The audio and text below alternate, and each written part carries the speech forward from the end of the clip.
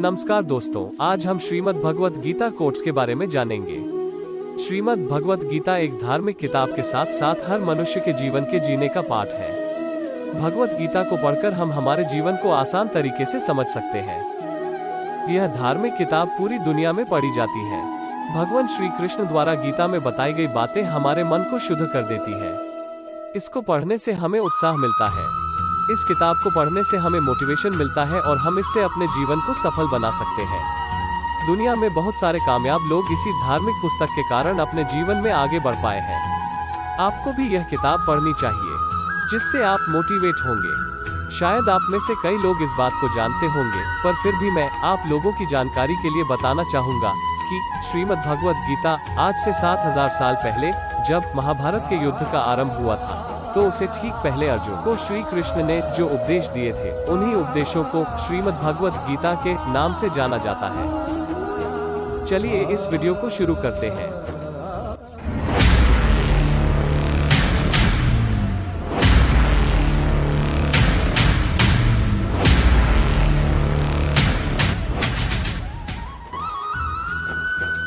जिसने मन को जीत लिया है, उसने पहले ही परमात्मा को प्राप्त कर लिया है, क्योंकि उसने शांति प्राप्त कर ली है। ऐसे मनुष्य के लिए सुख दुख, सर्दी गर्मी और मान अपमान एक से है।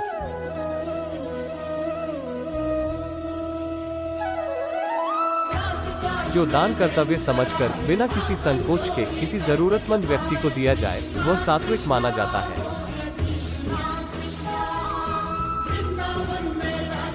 ईश्वर, ब्राह्मणों, गुरु, माता पिता जैसे गुरुजनों की पूजा करना तथा पवित्रता, सरलता, ब्रह्मचर्य और अहिंसा ही शारीरिक तपस्या है।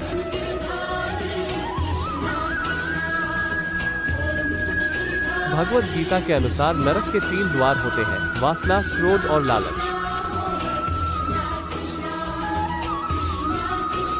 भविष्य का दूसरा नाम है संघर्ष। परमेश्वर प्रत्येक जीव के हृदय में स्थित है। जो बहुत खाता है या कम खाता है, जो ज्यादा सोता है या कम सोता है, वो कभी भी योगी नहीं बन सकता।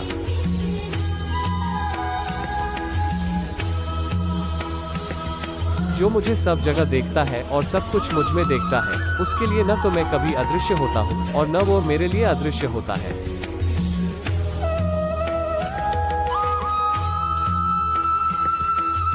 मैं हर जीव के हृदय में परमात्मा स्वरूप स्थित हूँ। जैसे ही कोई किसी देवता की पूजा करने की इच्छा करता है, मैं उसकी श्रद्धा को स्थिर करता हूँ, जिससे वो उसी विशेष देवता की भक्ति कर सके।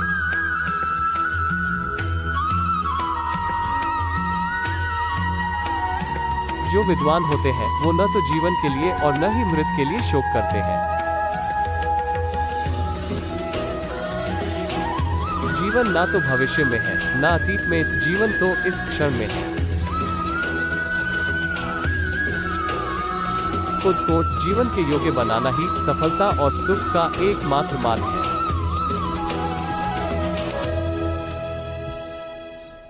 जिस प्रकार मनुष्य पुराने कपड़ों को त्याग कर नए कपड़े धारण करता है, उसी प्रकार आत्मा पुराने तथा व्यर्थ के शरीरों को त्याग कर नया भौतिक शरीर धारण करता है।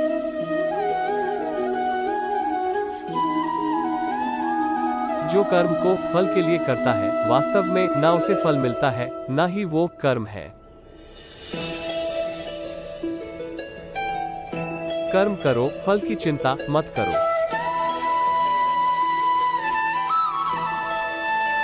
फल की लालसा छोड़कर कर्म करने वाला पुरुष ही अपने जीवन को सफल बनाता है।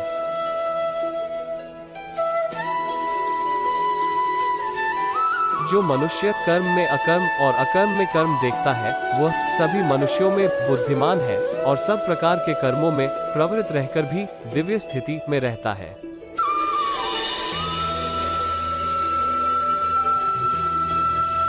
अपने अपने कर्म के गुणों का पालन करते हुए प्रत्येक व्यक्ति सिद्ध हो सकता है।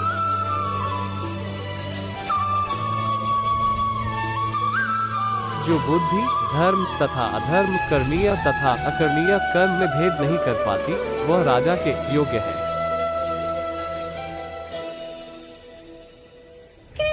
जो पुरुष न तो कर्मफल की इच्छा करता है और न कर्मफलों से घृणा करता है, वह सन्यासी जाना जाता है। जो मनुष्य अपने कर्मफल प्रति निश्चिंत है और जो अपने कर्तव्य का पालन करता है, वही असली योगी है।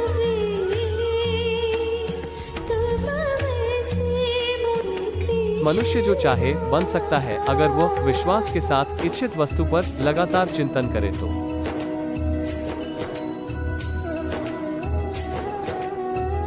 मेरा तेरा छोटा बड़ा अपना पराया मन से मिटा दो, फिर सब तुम्हारा है और तुम सबके हो।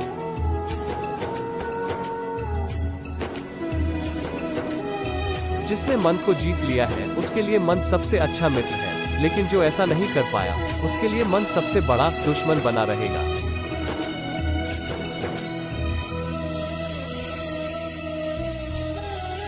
जो हुआ वो अच्छा हुआ, जो हो रहा है वो अच्छा हो रहा है, जो होगा वो भी अच्छा ही होगा।